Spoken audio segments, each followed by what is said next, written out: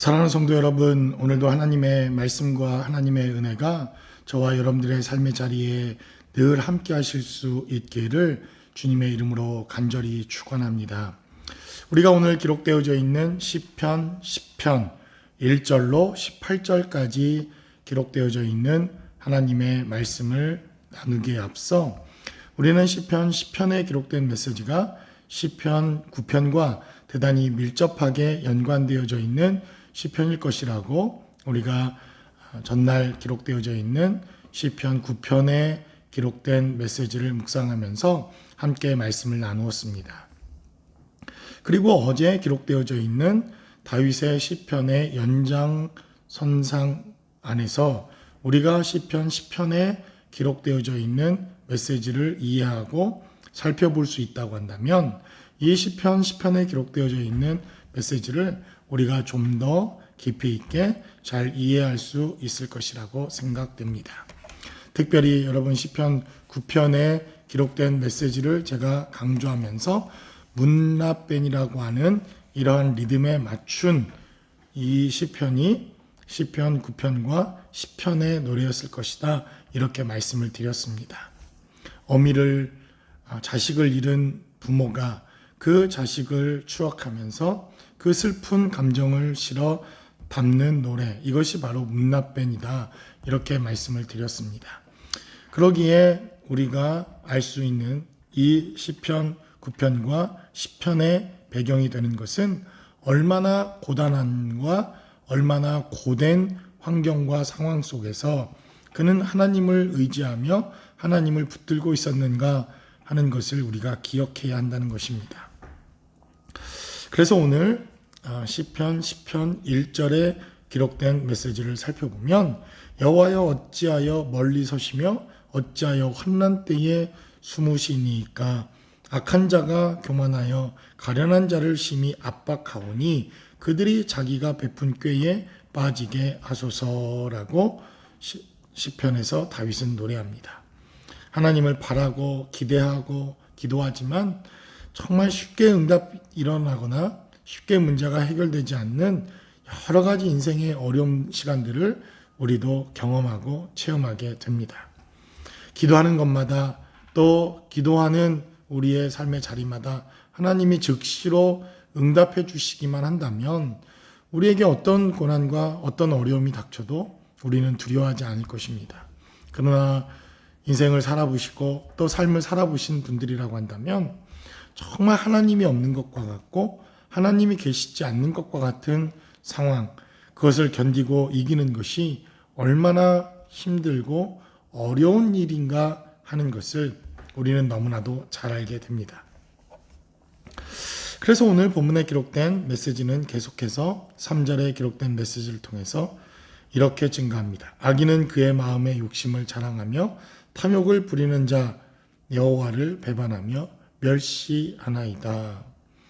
지금 이 시편 기자는 광야 땅 같은 정말 척박하고 그리고 메마른 환경과 상황 그리고 위험을 늘 당하고 있습니다. 여러분, 광야라고 하는 곳 어떤 곳입니까? 악인을 마주 대해야 하는 장소입니다. 광야라고 하는 곳, 그것은 정말 하나님의 긍휼과 하나님의 도우심이 필요한 곳입니다.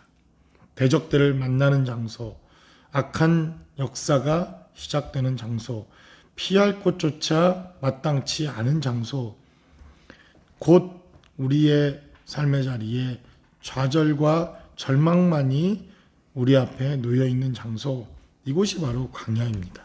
그래서 광야는 인내하는 곳이며 기다리는 곳이며 머무는 곳이며 잠시 동안 머물러 그곳을 빨리 통과해야 하는 이러한 장소가 광야라고 하는 것을 우리는 너무나도 잘 압니다. 그래서 이 광야 땅에서 풍성한 양식을 구하는 것은 어리석은 일입니다.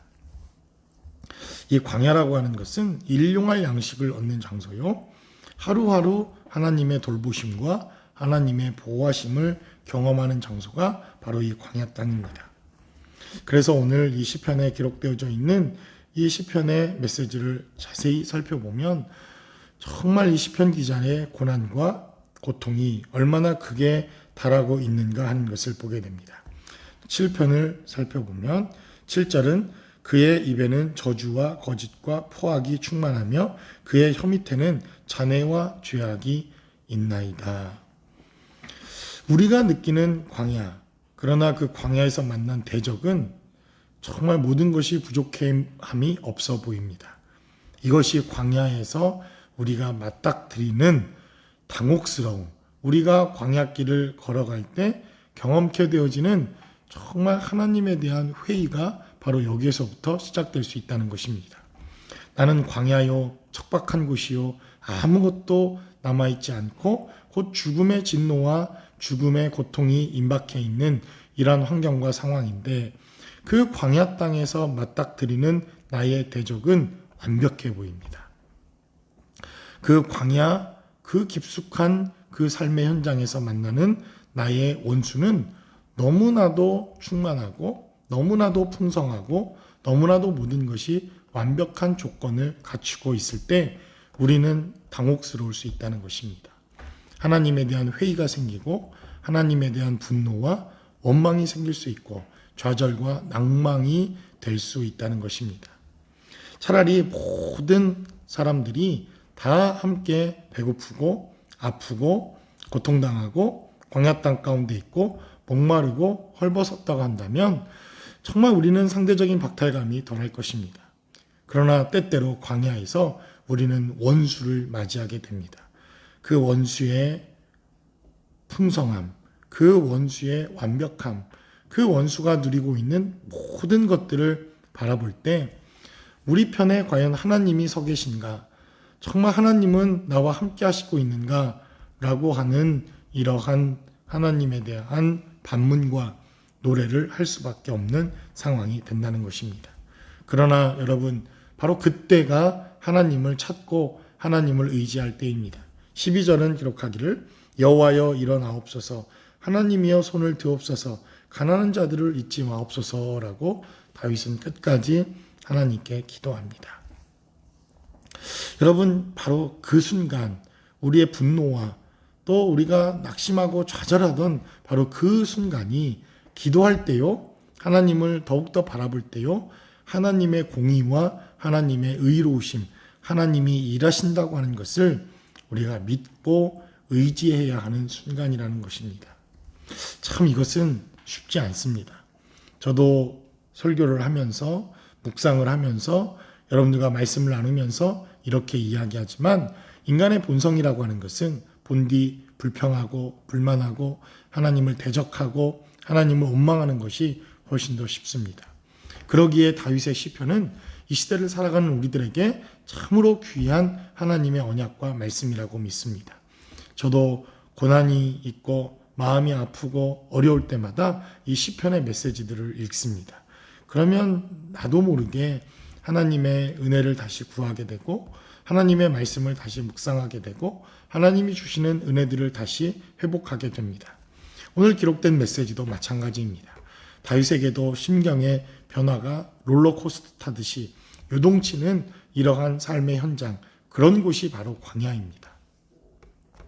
광야에서 마음의 평안을 누릴 수 있는 환경과 상황이라고 한다면 그것은 이미 광야가 아닙니다. 광야는 우리의 마음이 요동치는 장소요, 우리가 마음을 스스로 다스릴 수 없는 이러한 환경과 상황 가운데 내몰려 있는 곳이기에 그 환경과 상황 속에서도 마지막 우리가 끝까지 포기하지 않을 것, 그것은 바로 하나님을 의뢰하며 하나님을 붙드는 것입니다. 17절은 기록합니다. 여호와여 주는 겸손한 자의 소원을 들으셨사오니 그들의 마음을 준비하시며 귀를 기울여 들으시고 라고 말합니다. 결국 승리한 것입니다. 다윗도 때때로 하나님에 대한 원망과 또 하나님이 정말 나와 함께 하시는가에 대한 회의감이 분명히 있었던 것도 사실이지만 그러나 그는 견디고 이겨서 끝까지 주님을 바라보는 승리자의 삶으로 시편 10편을 노래하고 있습니다. 이러한 시편 10편의 간증과 기쁨이 저와 여러분들의 삶의 자리에도 간증과 노래가 되실 수 있기를 다시 한번 주님의 이름으로 간절히 축원합니다.